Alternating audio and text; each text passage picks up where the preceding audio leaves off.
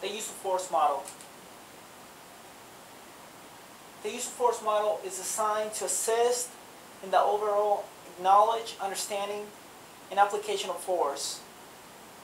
And it serves as a consolidated effort to educate and train Air Force members on the various levels of force and the appropriate responses. While used as a reference point, clear understanding of the use of force model depends on three things: on recognizing the concepts and principles associated with it, on learning how to put the model into action, and on determining the proper application of deadly force when needed. First of all, let's talk about the principles and concepts associated with the use of force model. Every Air Force member who carries a gun must follow and obey AFI 31-207, which defines the proper application of force while on duty. Failure to do so, or to use excessive force, may result in judicial or administrative action found under Article 92 of the UCMJ. Another concept that we should know, because it's important, is that the limit for the use of force that we use while on duty is set by nothing more than the Fourth Amendment to the Constitution, which states that the use of force that we use will be based on three things: on the subject action, on the risk perception, and on the officer response. We'll go into those later. Alright? Okay, now let's talk about the use of force model itself, the visual attributes, and the categories that go underneath it. The use of force model, as you can see, it's divided into three categories, 3 sides, 5 tiers, and it's color coded. The bottom tier, the compliant also known as the compliance tier, it's blue. It is when the risk perception is professional and the officer response is cooperative controls. You're doing what I'm asking you to do. The next tier, it's the green tier. It is when the subject action is resistant, passive. The risk perception is tactical, and the officer response is contact controls. You're doing what I'm asking you to do, but you're talking back to me. You're not being very nice. The next tier, the yellow tier, it's when the subject action is resistant actively. The risk perception will be threshold, and the officer response will be compliance techniques. I'm asking you to do something, you're not listening to me, but you're not being violent. You're doing we'll say you're doing civil disobedience. My job is still to challenge you. The next tier, it's the orange tier. It is when the subject action is assaultive with intent to do bodily harm.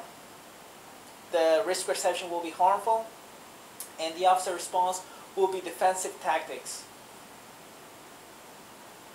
I'm asking you to do something. Not only are you pushing me, verbally abusing me, but now you're trying to hit me. The next tier is the red tier. It is when the subject actions are assaultive with intent to do serious bodily harm or death. My risk perception will be lethal, and my response as an officer will be to use everything necessary, including deadly force, if I have to. Also, as you can see, there's 2 arrows on the use of force model. Those 2 arrows represent the probability that the situation may escalate, stabilize, or de-escalate at any time's notice. The white on the interior of the arrows means that the situation must be based on current information. Your officer response must be based on current information that's presented to you, not on something that the subject may have done a few days earlier. And then the red shadow on the outside means that the situation may go from compliant all the way to lethal at any time's notice. Alright? That's the use of force model. Now, let's talk about deadly force because it's also important. Alright? Deadly force should be our last resort, but if we have to use it, we must use it. Alright? Anytime we go into a house, and we may have to use deadly force, then we'll carry our weapons. If we're carrying an M4, we'll carry it at forearms with the safety selector on safe and finger not on the trigger guard. On the other hand, if we're only carrying an M9, we'll make sure that the weapon is a ready pistol with the flap open, shooting hand on the grip, hammer not caught, and finger not in the trigger guard. Alright? Now, there are several situations when we may have to use deadly force. Those situations are called preconditions of deadly force. Alright? And they may be, for example, if you're on self-defense or you're trying to defend others. That's a circumstance when you're allowed to use deadly force.